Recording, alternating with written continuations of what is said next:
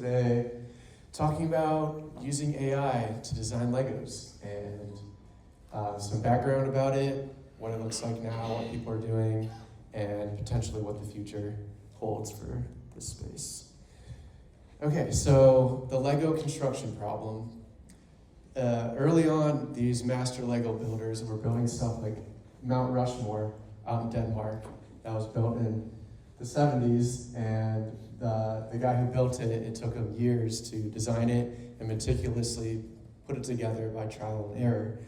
And that happened for decades, so the Lego group decided to ask the community and make this Lego construction problem.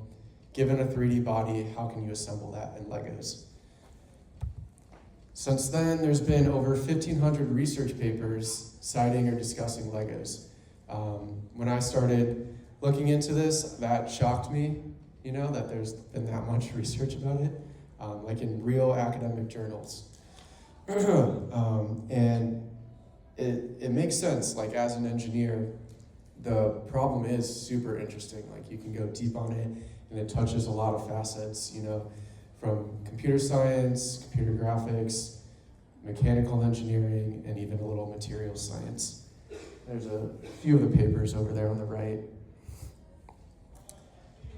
And the very first paper was by Rebecca Gower. That was the first published paper addressing this Lego construction problem. And she was the first one to give a proposal to an algorithm that constructs a 3D model with Lego bricks. Subsequent research was focusing more on voxelization and voxelization techniques. So that means turning a 3D model into basically 3D pixels.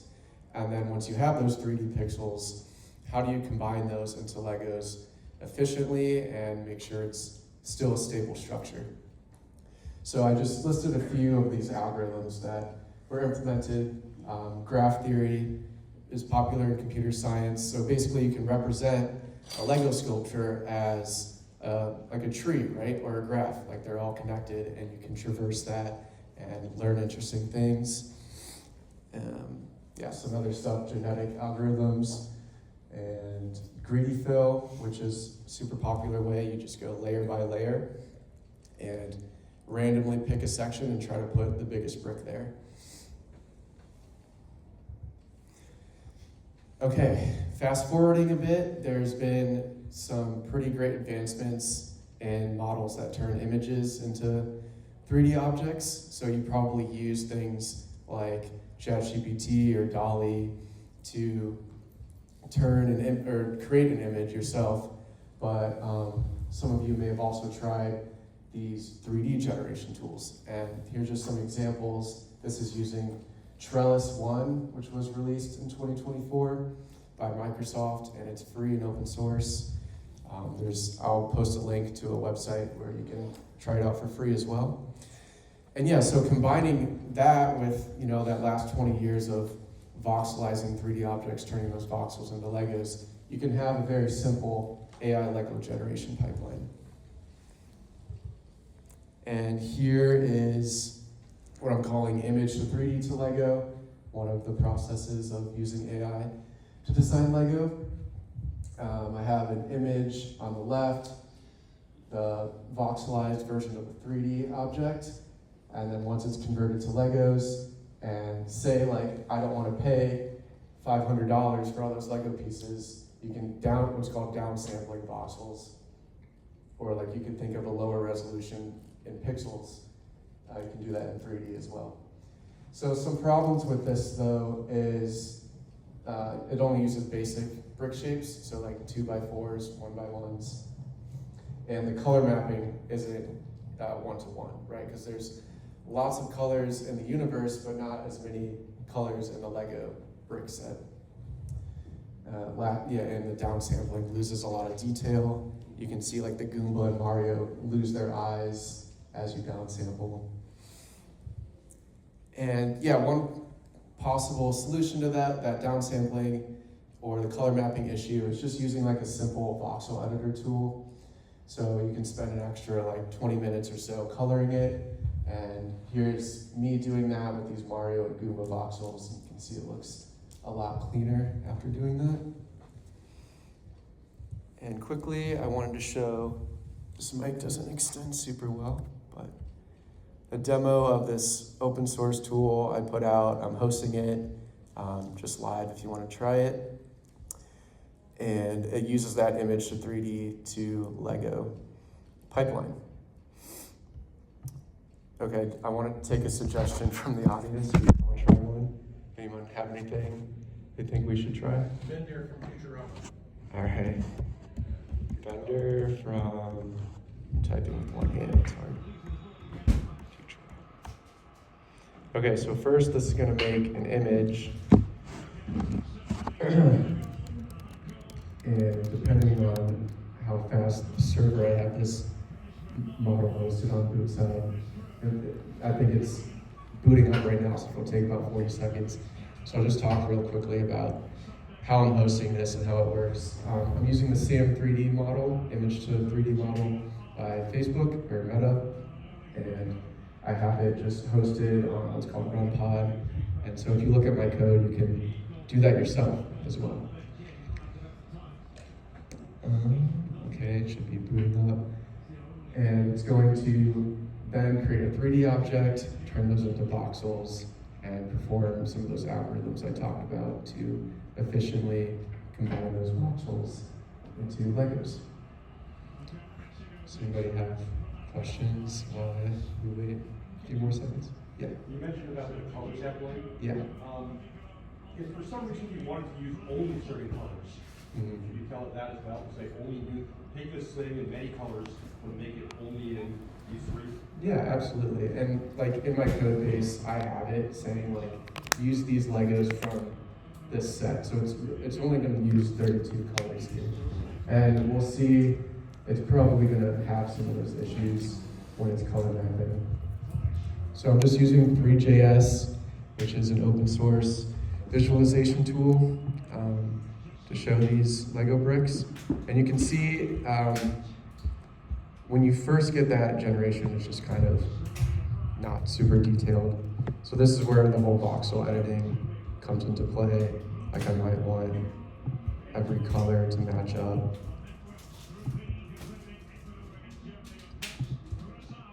And I might want to make his eyes look a bit better. I'm trying to see.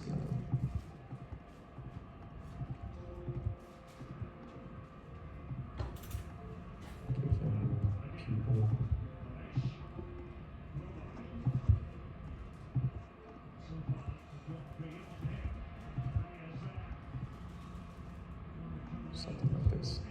I don't know. I'm not a super great artist, and it usually takes me about 20 minutes to make it look super good. Yeah, and one-handed. I just wanted to give you guys an idea of this whole process of like, yeah, you probably should also improve the voxels. Cool whip, but it might feel good at first. Yeah, here, dude. Mm-hmm. I'm recording. So. Yeah, no, so that just depends on what algorithm you're using to voxelize. So you just give it like a world dimension. So right here, this will make the world dimensions bigger, and then it'll use much more voxels. You can see it got a bit more detailed there.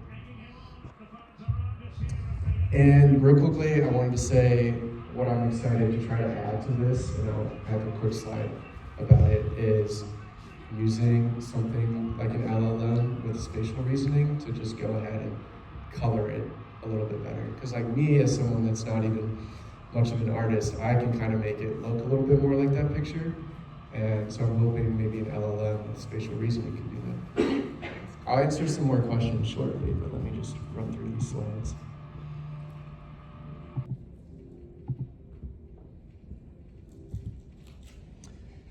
Yeah, and if you don't want to like use a hosted or like run all that on your computer, you can use one of these. I have a link here. Also, I'll give you guys a QR code, a link to this slide. You can scan that QR code over there as well. Here's a link to a website you can use, I'm pretty sure on your phone right now, and just turn an image to a 3D model.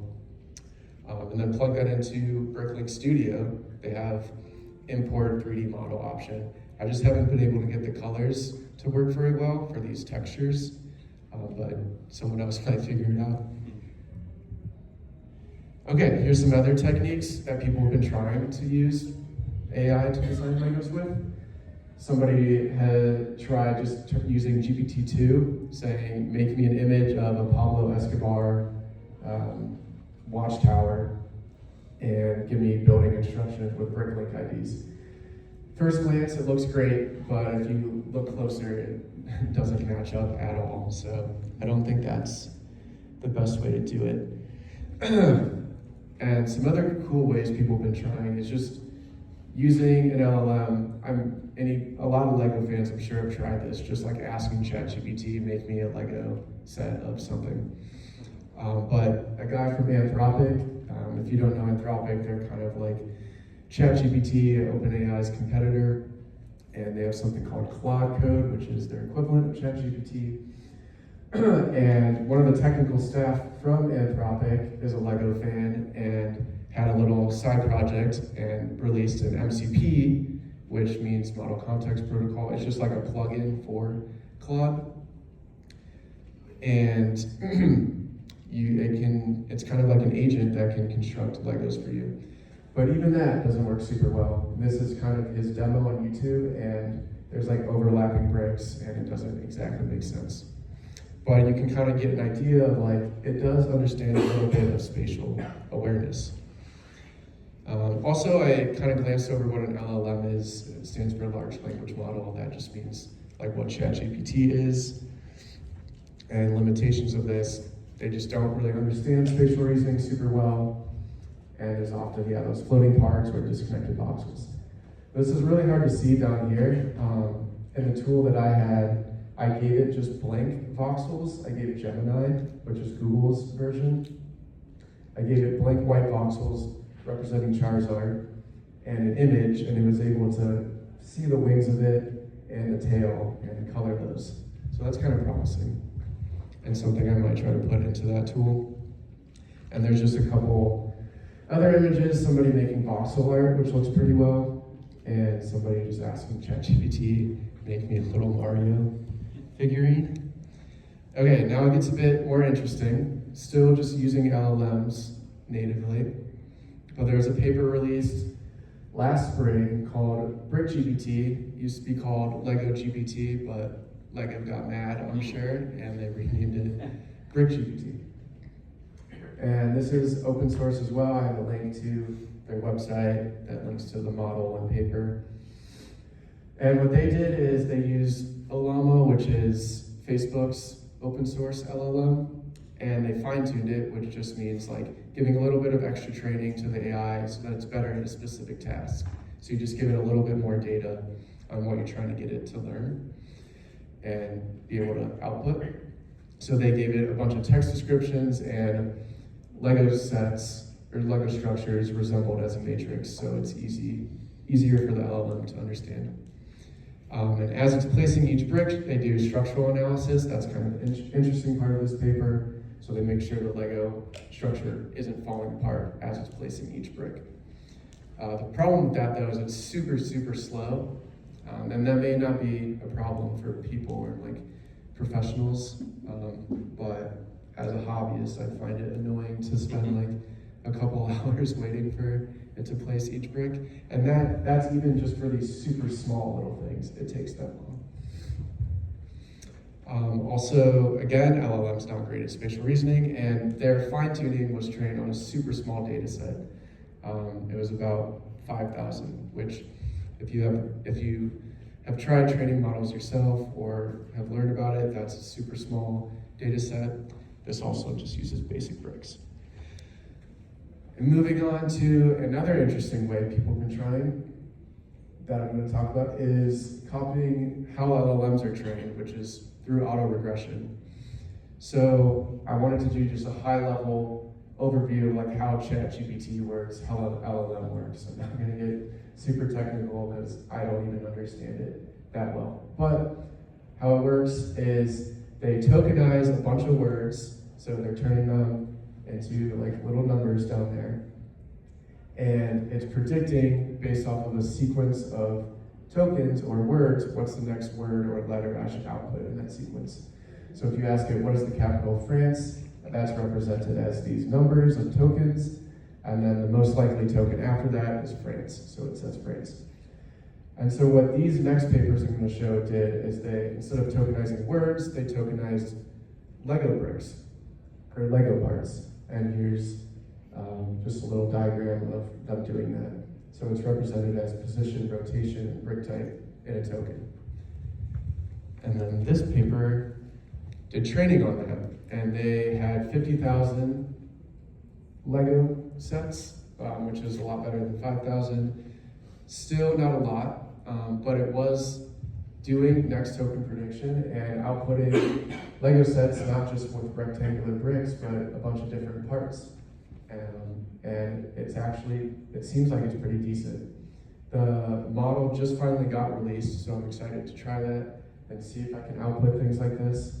But some limitations of it is about a fifth of the time there are disconnected bricks in it. Also, as it's being trained, it doesn't know that these Lego pieces or these tokens are supposed to be connected in certain ways. It's just knowing like these tokens represent a Lego and I'm supposed to put these tokens next. So that means it's implied that these tokens are connected, but it's not learned any kind of explicit, I need to put tokens in this certain way so that they're connected. So that's room for improvement in the future if people train this way. Here I just wanted to briefly show another paper doing the exact same thing, and they focused on buildings and little Lego figurines. It's called Lego Maker, and I have a link to it as well. Okay, what I think it might look like in the future is, making more, better custom AI models, possibly new training methods. So maybe like auto-regression, LLM style training isn't the best way to do it. And since there's not much of a data set, maybe like synthetically creating data or just getting bigger access to data to train on. And improve semantically correct image to voxel methods. So like that downsampling I showed earlier where it loses a lot of details like eyes, mouth, etc. People have been training models to take a 3D model and then convert it into semantically correct. So like the eyes actually make sense of where they should be on these downsampled voxel models. And so, yeah, you could turn those voxels into rectangular Lego bricks. And lastly, spatial reasoning has been getting better. So I had that slide of them not being super great LLMs, but they are getting better with Anthropic and potentially GPT-6 coming out. And here's just some examples of somebody trying GPT 5.5 and Anthropic Fable and mechanical engineering software, like CAD software. And on the bottom left, in one prompt, they were able to make that mechanical arm. That seems to be working. I haven't personally tried it, but that's just a popular post on Twitter. And then this is what I'm imagining the near future, or like the next step would be. This is a fake video, by the way. But something like Brickworld Studio has a little chat box, and you're saying, make me a castle, add a drawbridge, add some bushes, change the colors, something like that. And how it would work is it has access to things like that Lego Maker or Lego Ace, and it gives you that structure. And then you use an LLM that has spatial reasoning to like change the colors or tweak it a bit. Okay, that's all I got. Thanks, guys. Let's do some questions.